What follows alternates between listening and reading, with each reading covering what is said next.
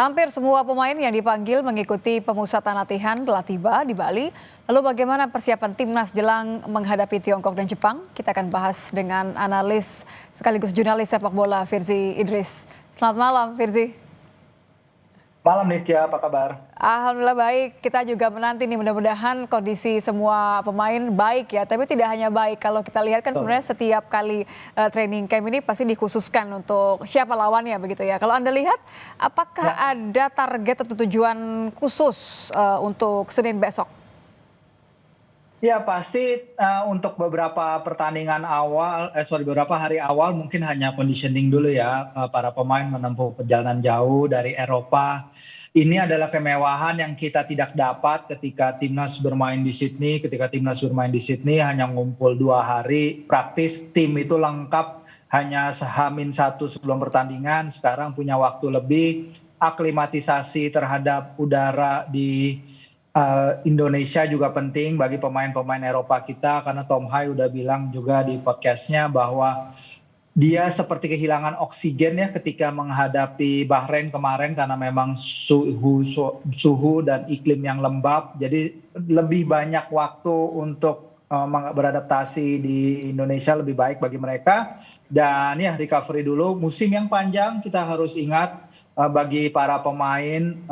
Tapi untuk beberapa juga musim masih jalan ya kayak Martin Paes Liga MLS baru setengah jalan. Tapi yang pasti aklimatisasi dulu, baru conditioning dan kemudian baru latihan teknik. Oke, jadi adaptasi dulu supaya juga lebih Ya, terbiasa karena kan memang ini adalah waktunya kita untuk di kandang ya. Tapi kan artinya ya, ekspektasinya tentu akan lebih tinggi melihat lawan Tiongkok tentu. nanti ya. Ada line up-nya masih menunggu tentu Ya. saja. Kira-kira fokus utama selain tadi memperbaiki kebugaran pemain akan apa saja nih Virzi? Ya, kalau bagi saya sih Nitya ya, kita kan kemarin itu laga lawan Bahrain kita menitik beratkan serangan kita di sektor kanan ya. Jadi 50% serangan tim nasional begitu masuk ke final third itu melalui sektor kanan. Sementara kita tahu di sini kita akan bermain tanpa Marcelino yang menjalani skorsing, akumulasi kartu, dan kemudian kita juga masih menanti kondisi Kevin Dix yang menciptakan 2 chance created dan hampir menciptakan assist pada pertandingan lawan Bahrain.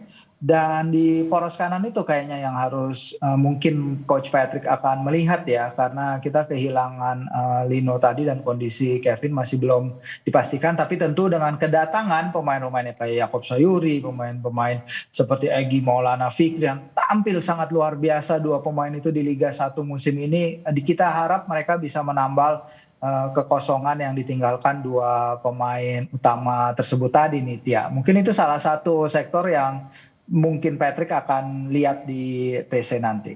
Chemistry juga ya. Kalau misalnya memang tidak akan terlalu banyak Ya. perubahan, tapi kan tentu ya kita mesti lihat ya.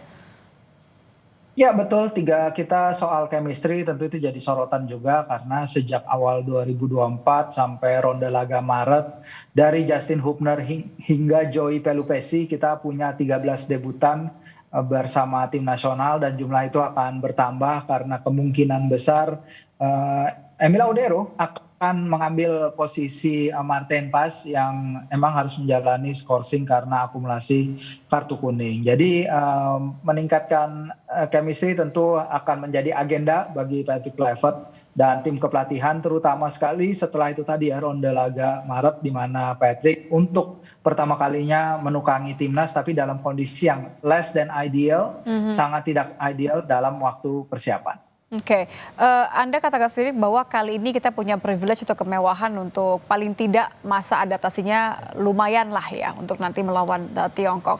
Tapi kalau bicara line up Betul. sendiri dengan kemewahan seperti ini, apakah artinya Ya. akan lebih banyak waktu untuk mulai meracik begitu ya? Iya betul. Ya betul, kita mungkin melihat sesuatu kalau ketika di Sydney Patrick memainkan status quo itu adalah suatu hal yang wajar ya, dia tidak melakukan perubahan terlalu banyak dari tim yang dilatih oleh Shin Tae-yong karena waktu itu dia memang hanya punya praktis ya untuk latihan itu hanya 1 hari full, dan itu sangat tidak ideal apabila dia ingin mengubah keadaan. Dan keuntungan ada training camp ini, kita akan melihat para pemain lebih beradaptasi dengan keinginan Coach Patrick, karena ya dari konferensi pers awal pun disebutkan bahwa para pemain akan punya pendapat ya terhadap permainan taktik yang akan dimainkan timnas. Tapi tentu otoritas ada di tim pelatih dengan Coach Patrick, Coach Alex, Coach Denny, dan semua pasti akan mencari formasi terbaik untuk menghadapi tim China yang secara karakter juga pasti akan berbeda ya. Nitya, dengan Bahrain, China akan bermain dengan 4-4-2 diamond, formasi kesukaan pelatih Branko Ivanovic, dan mereka juga telah menjalani training camp mereka sendiri. Tanggal 25 ini mereka berkumpul Nitya di Shanghai, dan ini pasti mereka akan juga bersiap menghadapi karakter pemain kita untuk adu strategi nanti di Gelora Bung Karno pada tanggal 5 Juni. Tapi kalau tentu ada punya sendiri ya, tebak-tebakan sendiri, begitu prediksi sendiri ya, Firzi, mengenai siapa sepertinya yang akan diturunkan oleh Kluivert nanti. Apalagi tadi kuncinya ada di siapa yang akan mengganti Marcelino begitu. Ada Lily Pali sebenarnya yang beberapa hari terakhir selalu dibicarakan gitu. Kira-kira akan seperti apa dugaan Anda, langkah mana yang akan diambil oleh Patrick Kluivert? Ya betul, langkah besar ya, karena kalau kita ingat selain Marcelino juga kita tidak akan bermain tanpa Ragnar.